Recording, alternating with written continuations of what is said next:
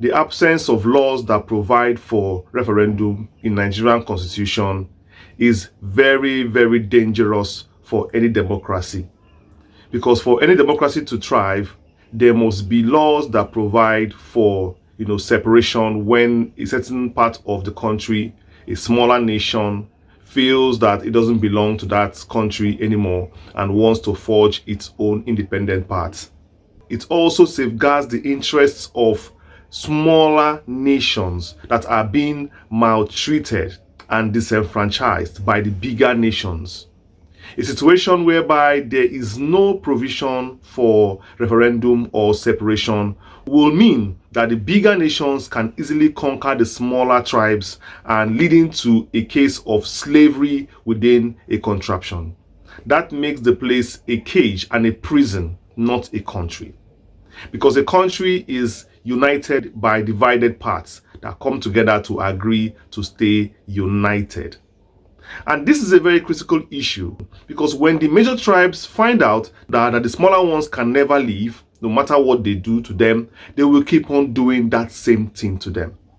And that is the problem Nigeria has today, where two major tribes gang up together against Nnamdi because they know very well that no matter what they do to Igbos, that Igbos can never go because there is no place in the Nigerian constitution that provides that when you are feeling so and so way, when you are being maltreated so and so way, you can invoke this constitution and go for a referendum and leave the country.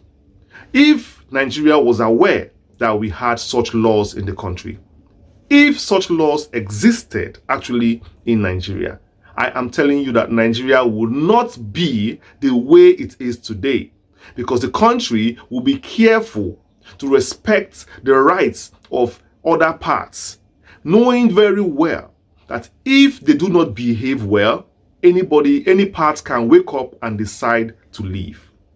And this was a master trick by Britain itself, a master stroke, because Britain knows very well that the only way to keep Nigeria one is to make it indivisible. I am telling you this because if Nigeria had a provision for referendum, it would never have been the Igbos that wanted to go first. It would have even been the Hausas, probably the Yorubas, or any other smaller tribe in the South, or the Northern Christians, or maybe probably the Ijaws, who feel that they don't belong in the South, maybe somehow they have all the oil wells and they do not feel the impact of the oil that they have. Or probably it would have even been some other states. It would have been the Benin, or maybe the Ibibios, who would have wanted to go. Probably it would have been the Calabar, because they are close to Cameroon. They would have felt, okay, we can easily cut out our own country from here. Be that as it may, referendum is a critical structure for democracy. It is a critical law for any democracy. In fact, it is an ingredient that is like salt in a soup. And without salt in a soup, that soup will be tasteless. Yes, knowing very well that that is the glue that binds a country together. It will create mutual respect. It doesn't mean that if the law exists, that any part will decide to go. It means that with the law existing, the country will wake up to its obligations. The country will do the right things to the right people at the right time. The country will not maltreat any part of the country. Because if you maltreat a part of the country, the laws are there to take its course. And this is exactly where Nigeria finds itself. This is exactly the problem Nigeria has. Nigeria is a country that was wrongly put together with the wrong laws. And that is why they do any kind of thing they do to anybody they like. Nnamdi Kanu is in the cell today. And I'm telling you, if the laws of referendum were in place, Nnamdi Kanu will not be where he is today because Ndi Igbo would have already invoked their right to vote out of the country. And that is why the country keeps getting away with all these things that they do every point in time. So right now, I'm calling upon the United Nations, and all the world bodies to make it a must, to make it a law in the UN, that any country, every member country must have critical laws that will be passed in their own parliament, in their own legislature, as a criteria for being a member of the UN, key of which are basic human rights laws. Example is this: law of self-determination. Every country must have these laws to protect the indigents, to protect the people. Because without those laws existing, everybody can take laws into their hands and behave anyhow they like, knowing very well that nobody's going to live. It will also help to reduce human rights violations, of which the UN is a very big vocalist when it comes to human rights around the world. Human rights cannot be enforced if the right laws are not there in the first place. And it is this kind of laws that ensure that countries respect themselves and behave themselves and sit up.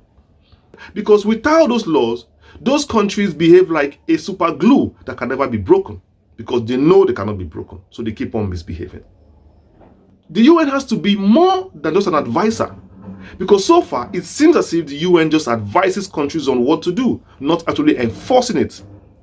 But you can see what is going on around the world now with just being an advisor.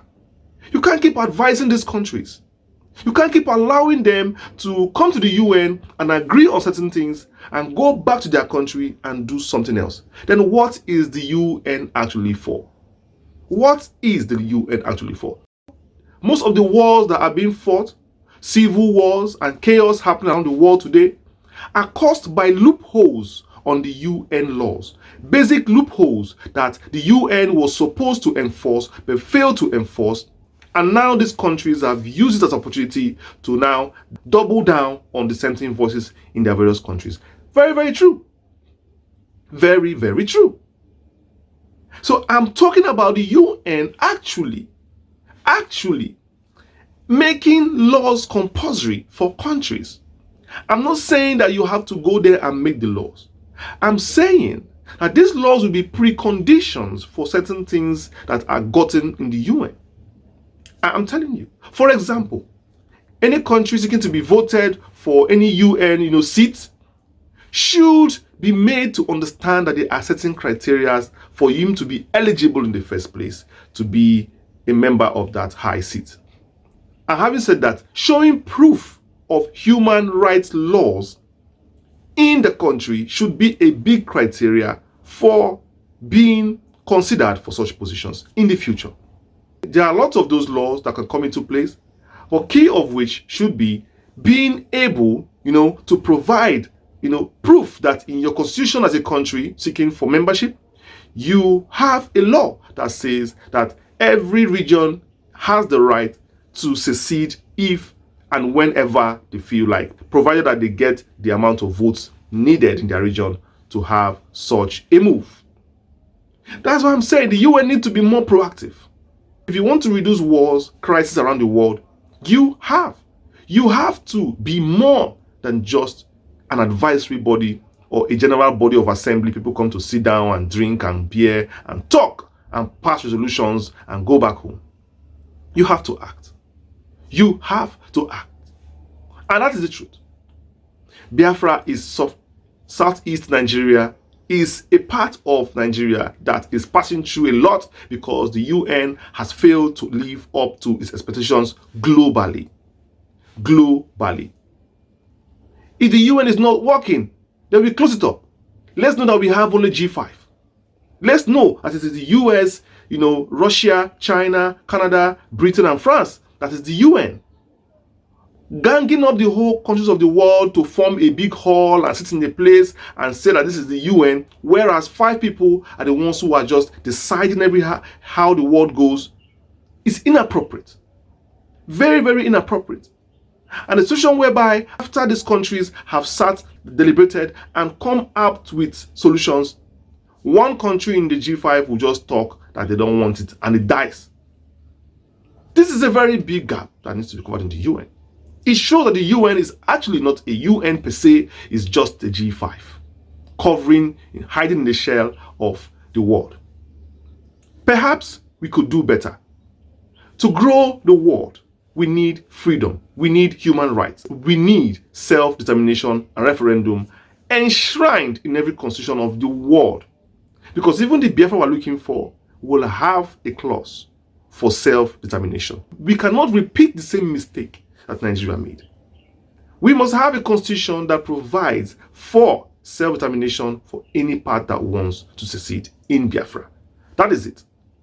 And that will help for human rights abuses to be very low. It will also help to foster unity and show respect for every part of the country, knowing very well that if we misbehave to this part, they can decide to go. If we misbehave to this part, they can decide to go. And that will create a sense of oneness, a sense of mutual respect, which is lacking in Nigeria.